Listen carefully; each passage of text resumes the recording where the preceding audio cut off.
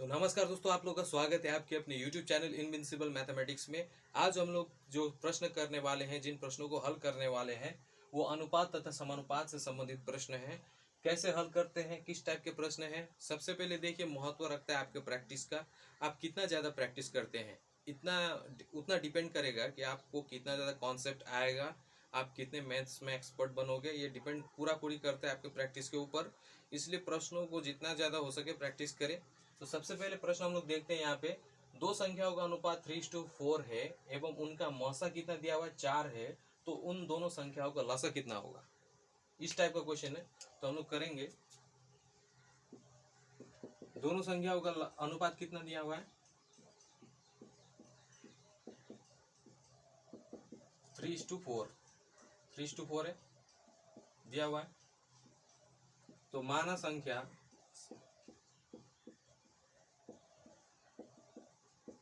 Three x तथा 4x है। दोनों संख्याओं को क्या माना है, एक पहले संख्या को 3x, दूसरी संख्या को 4x माना है।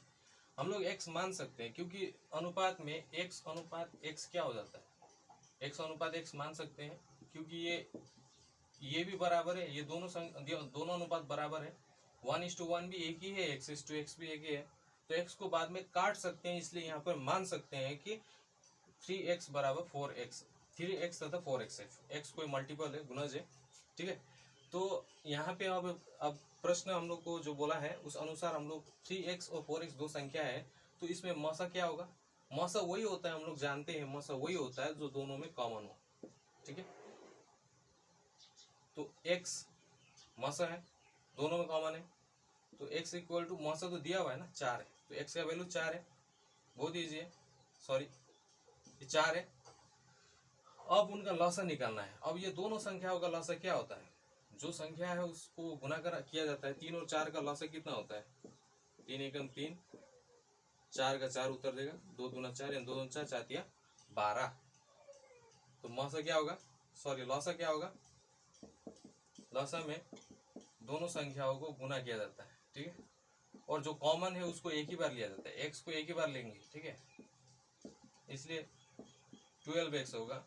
तो x का वैल्यू तो हम लोग ने 4 निकाला, 12×4 = 48, यही है आंसर, ठीक है। तो लॉसा कितना है, 48 है। तो दोस्तों अब दूसरा क्वेश्चन करते हैं। तो दोस्तों इस दूसरे क्वेश्चन में क्या बोला है, ध्यान से पढ़िए। तीन संख्याओं का अनुपात दिया हुआ है 3:4:7 हो, तो उनके योगफल एवं अंतिम संख्या का अनुपात निर्णय करो। तो अनुपात दिया हुआ है ना, जो दिया हुआ है उसको लिखते हैं। तीन संख्याओं का अनुपात है 3:4:7 है, ठीक है। अब क्या करेंगे, पूछा क्या है वो देखते हैं। योगफल एवं अंतिम संख्या का अनुपात निर्णय करना है। तो माना संख्या को हम लोग माना कि संख्या को हम लोग मान सकते हैं 3x, 4x और 7x है, ठीक है। तो योगफल निकालेंगे क्योंकि हम लोग को पूछा है योगफल, तीनों संख्याओं का योगफल। 3x + 4x + 7x कितना होता है, 4 3 7 7 7 14, 14x हुआ। अब हम लोग को क्या बोला है, योगफल, उनके तीनों का योगफल और अंतिम संख्या का अनुपात। तो तीनों का योगफल ये हो गया 14x अनुपात अंतिम संख्या कौन सा है, 7x है। तो ये x x कट जाएगा, 14:7 है, 7 एकम 7, 7 दूना 14, यानी कि अनुपात कौन सा है, अनुपात यानी कि अभिष्ट अनुपात भी बोल सकते हैं। आंसर में जो आएगा उसको अभिष्ट ही कहते हैं। अभिष्ट अनुपात 2:1 होगा, यही आंसर। बहुत ईजी है, कुछ नहीं है। तो दोस्तों हम लोग तीसरा क्वेश्चन करते हैं। तो दोस्तों यहाँ पर तीसरे नंबर के सवाल को करने से पहले, इसको हल करने से पहले हम लोग को समानुपात के बारे में कुछ बातें, कुछ कॉन्सेप्ट क्लियर होना बहुत जरूरी है। वो है सरल अनुपात और विलोम अनुपात। सरल समानुपात और विलोम अनुपात, ठीक है। ये क्या होता है इसको जरा समझेंगे अभी, ठीक है। तो सरल और समानुपात क्या होता है, जैसे कि मान लीजिए आपके पास 4 पेन है जो आपने कहीं से दुकान से खरीदा है। मान लीजिए उस 4 पेन को आपने 20 रुपए में खरीदा है। 4 पेन को आपने कितने रुपए में खरीदा है? 20 रुपए में खरीदा है। तो अगर आपको 20 पेन खरीदना है तो कितना रुपये पड़ेगा? ये समानुपात, सरल समानुपात में देखिए क्या होता है। आपने 4 पेन खरीदा 20 रुपए में, तो 20 पेन खरीदना है तो आपको कितना रुपये पड़ेगा? उसका ज्यादा पड़ेगा या कम पड़ेगा दाम? आप बोलिए। ऑफ कोर्स हम लोग को मालूम है कि ज्यादा पड़ेगा, क्योंकि पेन की संख्या ज्यादा हुआ तो उसकी मूल्य वृद्धि हुई, उसके दाम में बढ़ोतरी हुई। तो 4 पेन का जहाँ 20 रुपये था तो 20 पेन का ऑब्वियसली ज्यादा होगा। अब देखिए लिखने के टाइम में कैसे किया जाता है, 20/4 20/4 इंटू ये 20 से मल्टीप्लाई होगा, 4 पंचे 20, 5 दूना 10, यानी कि 100 रुपये पड़ेगा जब आपको 20 कलम लेना है। तो समझ में एक कॉन्सेप्ट। अब देखते हैं विलोम अनुपात में क्या होता है। जैसे कि एक आदमी कुछ काम करता है, कुआं खोदने के आप कुछ भी काम करता है, एक आदमी को 10 दिन लगता है। ठीक है, दिन कितना लगता है? 10 दिन एक काम को करने के लिए। आदमी की संख्या, एक आदमी को 10 दिन लगता है किसी काम को करने के लिए। अगर वही काम को करने के लिए 20 आदमी हो जाए तो दिन क्या होगा? दिन ज्यादा आएगा? ज्यादा दिन लगेगा ना कम दिन लगेगा? आदमी की संख्या बढ़ा देंगे तो कम टाइम लगेगा उसी काम को करने के लिए। लेकिन एक आदमी क्या करता है, 10 दिन लगता है तो 20 आदमी को जरूर कम दिन लगेगा। तो यहाँ पर उल्टा संबंध है ना, इसलिए इसको विलोम अनुपात कहते हैं, इसको सरल अनुपात। सरल अनुपात में क्या होता है, ये जो है इसको उल्टा लिख दिए, 20 को ऊपर लिख दिए, 4 को नीचे। लेकिन विलोम अनुपात में अगर करना पड़ेगा तो इसको कैसा करना पड़ेगा, 1/20 इंटू 10 ऐसा करना पड़ेगा, तब दिन निकल जाएगा। ठीक है, तो 20 आदमी को 1/2 दिन लगेगा, मतलब आधा दिन में वो काम कंप्लीट हो जाएगा, मतलब कम दिन लगेगा ना। तो इसी प्रकार से विलोम अनुपात है सरल अनुपात। अब क्वेश्चन को करते हैं दोस्तों। तो दोस्तों इतना टाइम है तो आपने क्वेश्चन पढ़ भी लिया होगा, फिर भी एक बार पढ़ते देखिए। 12 कुर्सी या 2 मेज का मूल्य 600 रुपये है, तो 8 कुर्सी एवं 3 मेज का मूल्य कितना होगा, ये निकालना है हम लोग को। ठीक है, तो दोस्तों आप सवाल को हल करते हैं। जो दिया गया प्रश्न है, सबसे पहले जो तथ्य है, तथ्य से हम लोग क्या क्या पाते हैं वो देखेंगे। तथ्य से हम पाते हैं, क्या क्या पाते हैं, कि 2 मेज का मूल्य बराबर 12 कुर्सी का मूल्य होता है। ठीक है, तो बराबर है। अब एक मेज का मूल्य कितना होगा, 12/2, यानी कि 6 कुर्सी का मूल्य। ठीक है, अब हम लोग पूछा क्या है, 3 मेज का मूल्य निकालना है। तो 3 मेज का मूल्य जो है वो बराबर है कितना, 6 या 18, 18 कुर्सी के बराबर, 18 कुर्सी के मूल्य के बराबर होगा। ठीक है, 3 मेज का मूल्य बराबर 18 कुर्सी के मूल्य के बराबर होगा। तो दोस्तों हम लोग कह सकते हैं कि हम कह सकते हैं, क्या कह सकते हैं कि 8 कुर्सी प्लस 3 मेज का मूल्य हम लोग को निकालना है। ठीक है, ये निकालना है। तो 3 मेज का मूल्य तो हम लोग को 18 कुर्सी के बराबर होता है, तो इधर का 8 कुर्सी और इधर का 18 कुर्सी दोनों को जोड़ देंगे तो 26 कुर्सी का मूल्य हम लोग को निकालना पड़ेगा। कितना कुर्सी का, 26 कुर्सी का मूल्य हम लोग को निकालना पड़ेगा। तो अब क्या करते हैं, अब गणित की भाषा में प्रश्न किस प्रकार से बनेगा, देखिए। अब गणित की भाषा में हम लोग को निकालना है कुर्सी का मूल्य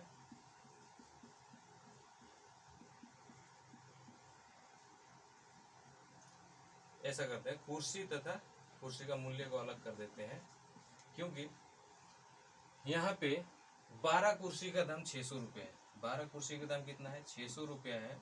तो 26 कुर्सी का दाम हम लोग को निकालना पड़ेगा, मूल्य यही है। अब समानुपात अनुसार हम लोग क्या जानते हैं अभिष्ट मूल्य बराबर क्या होगा, 12:26 समानुपात 600 मूल्य, ये होगा। तो ये दोस्तों हम लोग जानते हैं, ये बात जानते हैं, 12 कुर्सी का दाम अगर 600 रुपये है तो 26 कुर्सी का दाम ऑलरेडी ज़्यादा आएगा, इतना तो हम लोग समझ सकते हैं। तो इसीलिए ये सरल समानुपात होगा। ये क्या होगा, सरल समानुपात। ठीक है, अब सरल समानुपात में हम लोग क्या करते हैं, उल्टा कर देते हैं। 12/26 नॉर्मली हम लोग लिखते हैं, अगर ये विलोम अनुपात होता तो 12/26 लिखते, लेकिन अभी हम लोग को लिखना है 26/12 × 600, और ये जो होगा ये क्या होगा, मूल्य होगा। ठीक है, 12 × 24, 6 × 6, 6 × 12, 2 × 2, 2 × 6, यानी कि 1300 रुपये, और यही है आंसर। ये क्या है, आंसर है। तो 1300 रुपये क्या है, 26 कुर्सी का दाम है। 26 कुर्सी मतलब 8 कुर्सी और 3 मेज का टोटल मूल्य, क्योंकि 3 मेज बराबर तो 18 कुर्सी है ही है, 3 मेज बराबर 18 कुर्सी है ही है। 12 कुर्सी या 2 मेज का दाम तो 600 रुपये ऑलरेडी दिया हुआ है क्वेश्चन में। तो ऐसे करके करते हैं। तो दोस्तों अब नेक्स्ट क्वेश्चन देखते हैं जो विलोम अनुपात से संबंधित है। तो देखिए दोस्तों, सबसे पहले सवाल में क्या बोला है उसको पढ़ेंगे, समझेंगे। एक बाढ़ पीड़ित शिविर में 1000 शरणार्थियों के लिए 70 दिन का भोजन था। बाढ़ बढ़ने के 10 दिन बाद 200 और शरणार्थी शिविर में आ गए। बचा हुआ खाद्य पदार्थ कितने दिनों तक चलेगा, बोल रहे हैं।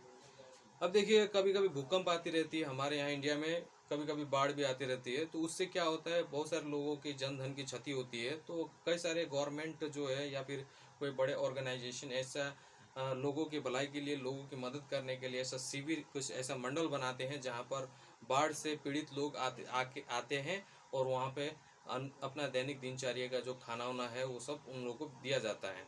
तो वैसे ही एक बाढ़ पीड़ित शिविर में कितने लोगों के लिए, 1000 लोगों के लिए 70 दिन का भोजन था। कितने दिन के लिए, 70 दिन के लिए। बाढ़ बढ़ने के 10 दिन बाद, कितने दिन बाद, 10 दिन बाद 200 और शरणार्थी शिविर में आ गए। तो बचा हुआ खाद्य पदार्थ कितने दिनों तक चलेगा, कितने दिनों तक चलेगा। आप ही इमेजिन कीजिए, जब लोगों की संख्या बढ़ती है और खाद्य पदार्थ लिमिटेड है, तो वो कितना दिनों तक चलेगा, ज्यादा दिन तक चलेगा या कम दिन तक चलेगा। तो ये बात जाहिर सी है, तो कम दिनों तक चलेगा। तो कितना दिन तक चलेगा और निकालना है। ठीक है, तो अभी देखना है, हल करना है। 1000 शरणार्थियों के लिए 70 दिन का था। 1000 शरणार्थियों के लिए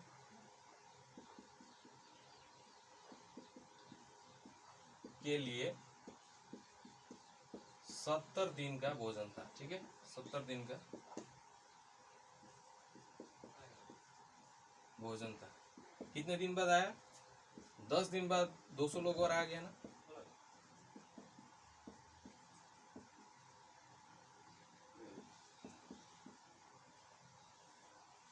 लोगों की संख्या हुई 10 दिन बाद, यानी लोगों की संख्या हुई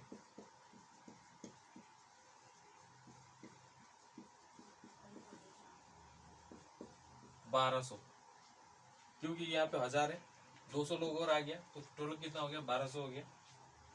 तो अब क्या करना है, 60 दिन के लिए बचा है ना। अब 70 - 10 दिन के लिए खाना बचा है, खाना बचा है। यानी गणित की भाषा में क्या है प्रश्न,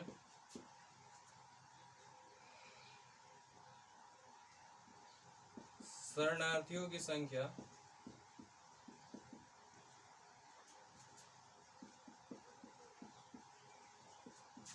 और दिन है। शरणार्थियों की संख्या कितना है, 1000 शरणार्थियों के लिए कितना दिन के लिए खाना बचा है। अब 70 - 10 यानी कि 60 दिन के लिए बचा है।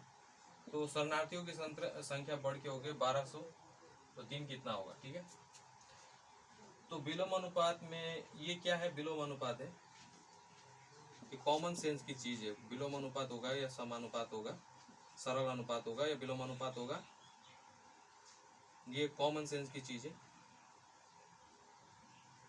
इसलिए चीज़ समझना ज़रूरी है। 1000:1200 7:60 दिन। तो अभी हम लोग को निकालना है दिन, ठीक है। तो इसको ऐसे भी लिख सकते हैं 1000 विलोम अनुपात में सीधा सीधे उतार देते हैं, सरल अनुपात में सिर्फ उल्टा कर देते हैं, ठीक है। 1200 को ऊपर लिखते 1000 को नीचे कर देते, लेकिन इसमें ऐसे चलेगा। तो यही होगा